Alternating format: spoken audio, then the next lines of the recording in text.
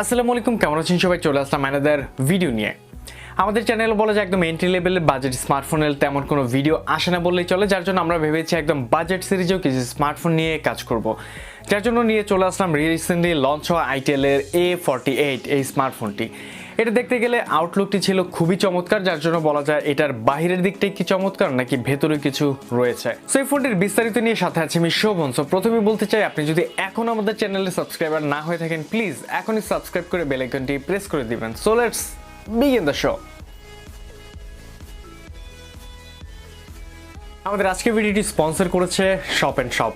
তাদের কাছে গ্যাজেট এবং স্মার্টফোনের এক বিশাল কালেকশন রয়েছে। তাদের লোকেশনটি হচ্ছে সাভার নবীনগরের সেনা শপিং কমপ্লেক্সের লেভেল 4-এ। আইটেল সহ যে কোনো কোম্পানি স্মার্টফোন অ্যাভেলেবল রয়েছে তাদের কাছে, এবং আপনি যদি আমাদের সাবস্ক্রাইবার হন তখন থাকছে স্পেশাল ডিসকাউন্ট। তো তাদের সম্পর্কে বিস্তারিত রইল ডেসক্রিপশনে। সো Itel A48 এই স্মার্টফোনটির অফিসিয়াল প্রাইসিং হচ্ছে ৬,৭০০ টাকা।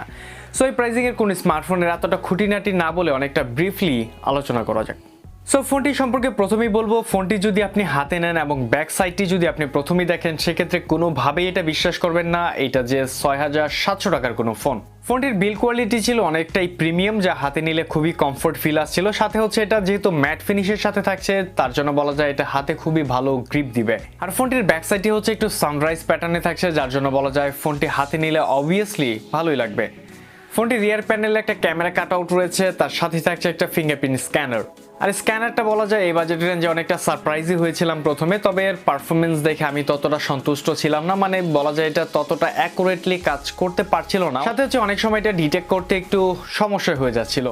ফোনটির রাইট সাইডে থাকছে হচ্ছে একটি পাওয়ার বাটনের সাথে ভলিউম রাখার, এবং বটমে থাকছে হচ্ছে একটি মাইক্রো ইউএসবি পোর্ট। সাথে থাকছে একটি প্রাইমারি মাইক্রোফোন পোর্ট, এবং হচ্ছে রিয়ার সাইডে পাবো হচ্ছে স্পিকার। এর টপ সাইডে থাকছে একটি 3.5mm হেডফোন জ্যাক, এবং সাথে হচ্ছে এর ব্যাক পার্টটি রিমুভেবল।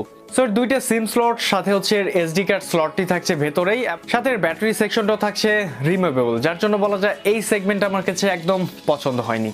ফোনটির সাইজটা যেহেতু একটু ছোট, যার জন্য বলা যায় ওয়ান হ্যান্ড ইউজিবিলিটি অনেকটাই বেটার পাবেন। So it's a positive things.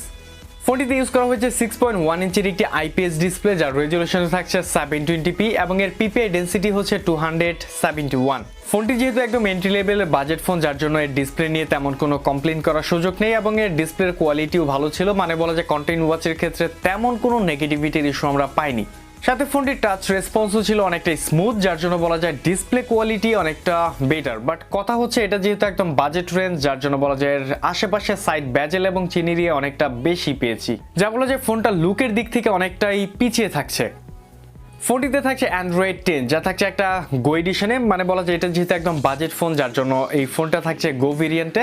এর যে অ্যাপসগুলো সেটা হচ্ছে লাইট বা গো ভেরিয়েন্টে আপনারা পেয়ে যাবেন, যার জন্য বলা যায় ফোনটা তেমন কোনো সমস্যা হবে না আর ইউজিং এক্সপিরিয়েন্সে।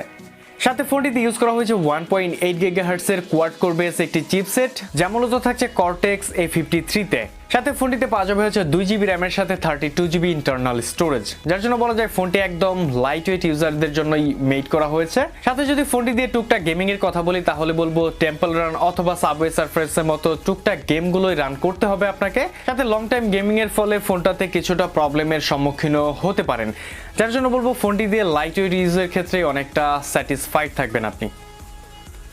সো প্রথমেই বলেছি ফোনটির ব্যাটারিটি হচ্ছে রিমুভেবল, আর এটি হচ্ছে 3000 mAh এর একটি লিথিয়াম পলিমার ব্যাটারি ইউজ করা হয়েছে। এটা যদি ফিক্সড থাকতো তার জন্য বলা যায় একটু বেটার অপটিমাইজ করতে পারতো ফোনটিকে। সাথে ব্যাটারি পারফরমেন্সটা অনেকটা খারাপ ছিল না বললেই চলে, যা বলা যায় নর্মাল ইউজের ক্ষেত্রে অনেকটা একদিন কভার করে ফেলবে। বাট আপনি যদি টুকটাক হেভি ইউজ করেন, সেক্ষেত্রে বলা যায় দিনে 2বার চার্জ দিতে হবে আপনাকে। সো ফাইনালি কিছু কথা বলি হচ্ছে ফোনটির ক্যামেরা সেগমেন্ট নিয়ে। ফোনটির রিয়ার সাইডে যে ক্যামেরা কাট আউটটি রাখা হয়েছে, যা খুবই চমৎকার ছিল, এবং এটা ট্রিপল ক্যামেরা সেটআপ লাগলে হচ্ছে এখানে ডুয়াল ক্যামেরা ইউজ করা হয়েছে। সাথে থাকছে একটি ফ্ল্যাশ, যার মেইন ক্যামেরা হিসেবে থাকছে 5 মেগাপিক্সেলের একটি প্রাইমারি শুটার, দেন থাকছে 0.3 মেগাপিক্সেলের একটি ডেপথ সেন্সর। সাথে ফোনটির ফ্রন্টে থাকছে হচ্ছে 5 মেগাপিক্সেলের একটি সেলফি ক্যামেরা। সো এই ফোনটির প্রাইস যেহেতু 6,700 টাকা, সো এই প্রাইসিং এর কোনো ক্যামেরা নিয়ে জাজ করাটা আসলেই বোকামি। সো সেজন্য ক্যামেরা নিয়ে একটা কথাই বলবো, এই বাজেট সেগমেন্টে ক্যামেরা পারফরমেন্স একদম খারাপ বলা যাবে না, তবে আরেকটু ইমপ্রুভ হয়তো বা করা যেত। তো কিছু ক্যামেরা স্যাম্পল দিয়ে দিচ্ছি, দেখে নিতে পারেন।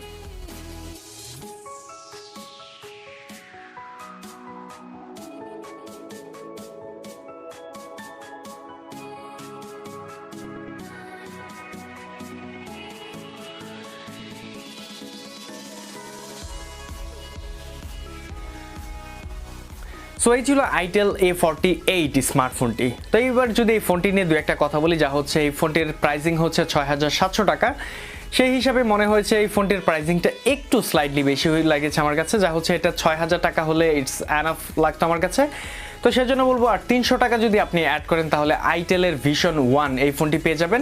আর যদি আরেকটু বাজেট থাকে আপনার কাছে তাহলে আইটেল ভিশন 1 প্লাস এই ফোনটি নিয়ে নিতে পারেন, যার জন্য বলবো এই ফোনটিও খারাপ নয়, চাইলে এই ফোনটিও ট্রাই করে দেখতে পারেন। সো এই ছিল আজকে মতামতের ভিডিওটি কেমন লাগলো তা জানাতে ভুলবেন না কমেন্ট সেকশনে। সাথে হচ্ছে এই ফোনটি কি এই প্রাইসিংয়ে ঠিকঠাক রয়েছে কিনা সেটাও একটু কমেন্টে জানিয়ে দিবেন।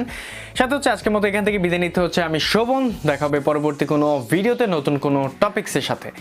সে পর্যন্ত আমাদের সাথেই থাকবেন এবং ভালো থাকবেন। আল্লাহ হাফেজ।